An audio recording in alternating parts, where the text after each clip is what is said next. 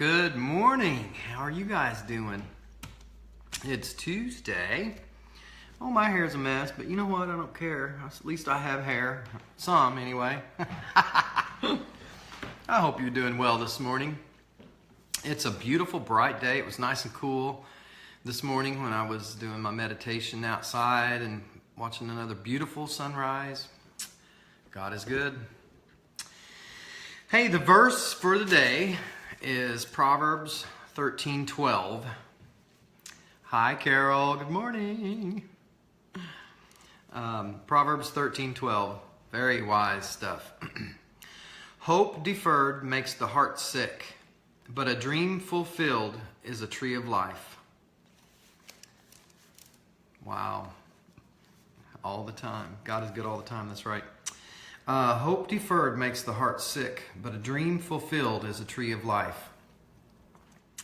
For me, this is pretty powerful because I just know so many people that are hurting. Their hearts are hurting, and I don't know. For me, I find energy by having a dream. But you know, if I never reach that dream, or if I don't get closer, I can get really tired and kind of want to give up. You know, the scriptures are tricky because a few verses before that, in verse 4, I think holds the key to this. All right? In verse 4 it says, lazy people want much but get little, but those who work hard will prosper. It doesn't say might prosper, it says will prosper. And so I think the writer of Proverbs kind of had those backwards on purpose to see if we would remember what we read earlier. So a hope deferred makes your heart sick, but a dream fulfilled is a tree of life. And lazy people want much but get little, but those who work hard will prosper. Will prosper. So how do we make our dreams reality? We work hard. It's as simple as that. So anyway, I was reflecting this morning on why sometimes we become complacent and sometimes we tend to want to give up. And I have a story.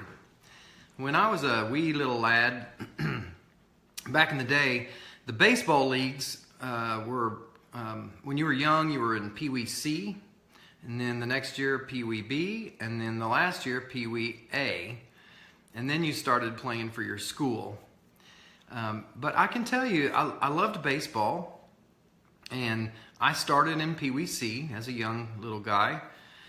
But I lived on the west side of the river, not the highest income area of Tulsa, but people with huge hearts and working class people.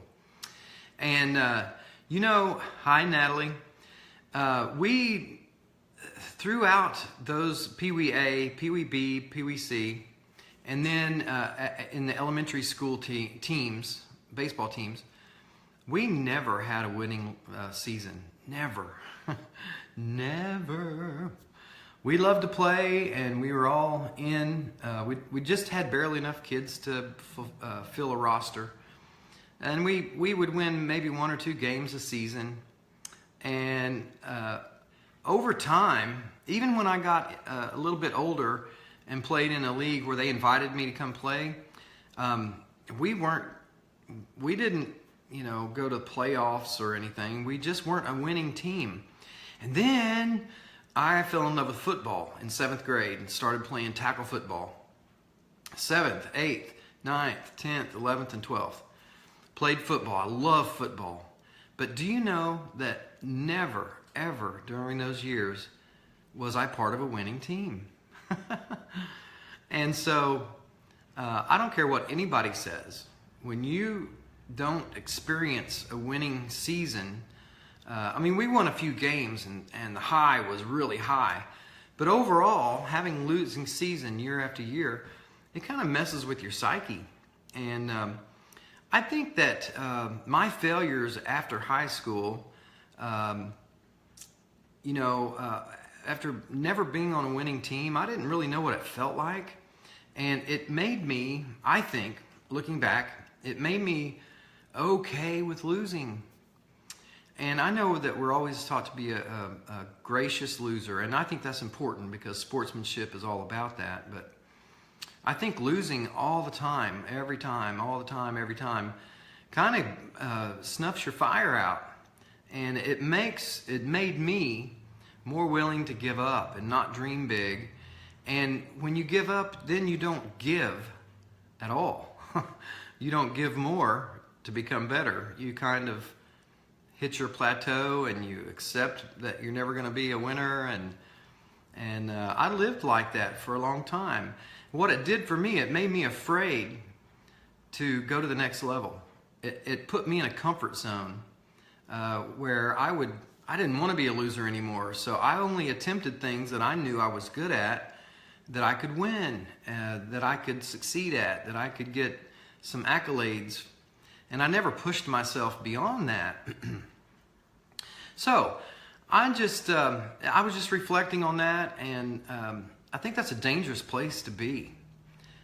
Because, when you have dreams, and they're never fulfilled, your heart gets sick. And the other thing that I didn't really learn, I went to college and made decent grades, but I never really learned how to study and work hard. Not until I dropped out of college and had to raise a family, and then you have to work hard because you're putting in 10-hour days in a very hot shop, welding and throwing pipe around, and so at some point you're going to be forced to work hard, but it wasn't fulfilling my dream. So anyway, I guess what I'm trying to say is, if you've had experience in your life where you've never really been on a winning team, it can really lower your what you expect of yourself. And so I just encourage you, if that's where you are, resurrect your dreams, and just like the proverb says, work hard and you will prosper. And I believe you have to have dreams. It's not enough to have a dream. Okay, I'm going to leave you with this. It's not enough to have a dream without a plan. And so with a plan, that's what I never had.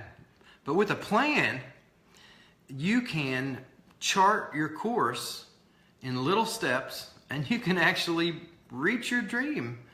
And the Proverbs says that a dream fulfilled is a tree of life. It gives you life. It fills you with energy, life-giving energy. So anyway, I don't know. There might be somebody out there that needed to hear this that's always played on a losing team like me. So I hope you got something out of that. I love you guys. Hey, Skip, good morning. I love you guys, and I wish the best for you. I wish that you dream big and work hard, love large, eat really good food and take good vitamins, and be your best self now. You are not a loser. You're a winner. Dream big for sure. Make a plan. Fulfill your dreams. You'll have a tree of life. All right. See ya.